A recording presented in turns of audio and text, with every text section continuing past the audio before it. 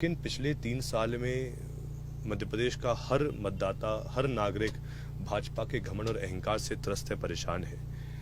और इसीलिए जनता इस बार चाह रही है कि कमलनाथ जी को एक बार पूरे 5 साल का मौका मिले, क्योंकि जो हमारे 15 महीने थे उसमें कमलनाथ जी ने तत्काल काम चालू किए थे। चाहे जय किसान ऋण माफी की बात करें तो अकेले 15 महीनों में 25 लाख से अधिक किसानों का कर्ज माफ हुआ था।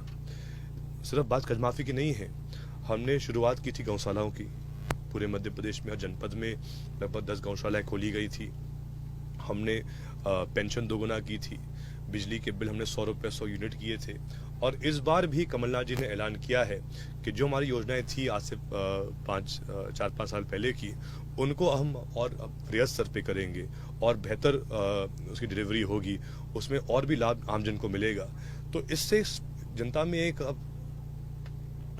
माहौल बन गया है कि इस बार तो हमको कमलनाथ जी को एक बार 5 साल का मौका देना है और सरकार ऐसी बनेगी कि ये लोग भविष्य में सरकार खरीदने का सपना भी नहीं देख पाएंगे। और हम सुबह से देख रहे हैं आपके पास लगातार बायोडाटा देने के लिए लोग बाग खड़े हैं। कमलनाथ जी भी बोल चुके हैं कि युवाओं को मौका दिया जाएगा। आप भी युवाओं का प्रतिनिधित्व कर रहे हैं, युवा निराश ना हो या फिर युवाओं को क्योंकि काफी उम्मीद आपसे लेके बैठे। मैं तो सभी को एक ही बात अर्ज कर रहा हूँ, बायोडेटा मुझे मत दे, वो तो कमलनाथ जी को दे, क्योंकि कांग्रेस में एक प्रक्रिया है जिसके माध्यम से स्क्रीनिंग कमेटी जो तय करती है उसके आधार पे ही हमारे प्रत्याशी घोषित होंगे। ऑलरेडी कांग्रेस की जो स्क्रीनिंग कमेटी घोषित हो चुकी है। बहुत जल्द हर एक सीट पर निर्णय लिया जाएगा। लेकिन इस एक शुभ संकेत भी है कि बहुत सारे दावेदार हैं, क्योंकि उम्मीद है जीतने की इस बार। ये दावेदार कहीं शुभ संकेत तो है, लेकिन ऐसा नहीं कोई गुटबाजी निकल के बाहर आ जाए। अब वो कांग्रेस में बची नहीं, वो तो पूरी फैल गई है भाजपा में। वो पूरा रोग वहीं फैल गया है। शिवराज भाजपा, महाराज भाजपा, नाराज भाजपा, और अब अमित शाह भाजपा भी आ गई है मध्य प्रदेश में। महाराज भाजपा आपने कहा तो महाराज भी इस समय पहुंच गए हैं। काफी लोगों को क्या लगता है कि महाराज का कितना फैक्टर इस बार सामने आने वाला है? वो तो भाजपा की को तय करना है। वो हमारे विषय बचे नहीं, वो भाजपा के विषय हैं। तो उनका क्या रोल है, क्या भूमिका है, वो हमारे हाथ में नहीं है, तो भाजपा के हाथ में है। मध्य प्रदेश में कई जगह घूम रहे हैं। मध्य प्रदेश की भारतीय जनता पार्टी हो या केंद्रीय नेतृत्व हो ने शायद टारगेट बना लिया है आपके पिताजी को और दिग्विजय सिंह जी को। कोई भी बयान आता है सुबह उठ के तो सीधे दिग्विजय सिंह जी के ऊपर आता है। जिनसे भाजपा को डर है उनको वो टारगेट करेंगे।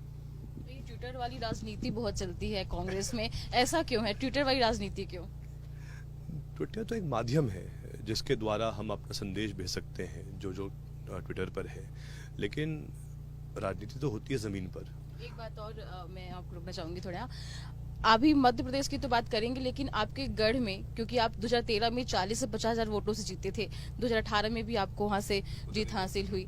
अब आपको क्या लगता है आपके गढ़ में और क्या विकास कार्य बचे हैं, और मध्य प्रदेश में इस बार सत्ता में परिवर्तन होगा या बीजेपी या कांग्रेस को छोड़ के कोई और पार्टी की भी संभावना है? हमने अनेकों विकास कार्य किए हैं हमारे विधानसभा में, चाहे वो सड़कों का निर्माण हो, चाहे वो शिक्षा के स्तर में हो। बेहतर हमने कॉलेज वहाँ स्थापित किए हैं, स्किलिंग सेंटर्स वहाँ डेवलप किए हैं, स्वास्थ्य की सुविधाएं और बेहतर की है, प्राथमिक स्वास्थ्य पर भी ध्यान दिया है, रोजगार के नए पद हमने देने का प्रयास किया है। हमने, जब मैं मंत्री था तो हमने 120 करोड़ की लागत का एक वहाँ पे नया फिल्टर प्लांट दिया था पूरे हमारे नगर परिषद को। हमने वहाँ पे अनेकों स्टेडियम के निर्माण कराए हैं और भी अनेक काम किए हैं, जिससे कि जो हर वर्ग है उनको लाभ मिले। और मैंने हमेशा माना है विकास की कोई सीमा नहीं होती, विकास निरंतर होता है। तो चाहे बात अगले 5 साल की हो, 10 साल की हो, आगे की भी हम और जो हमारे जो विशेष विकास कार्य हैं उन पर ध्यान देंगे। लेकिन बात यही है कि राघवगढ़ को हमेशा हमने कभी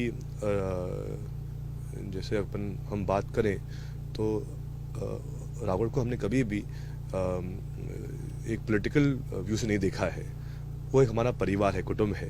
राघवगढ़ का हर मतदाता के साथ हमारे निजी संबंध है, जिसको हम हमेशा बरकरार रखेंगे।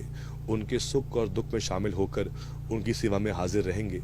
और मुझे पूरा विश्वास है कि इस बार भी पूरा जनता का समर्थन हमारे साथ रहेगा।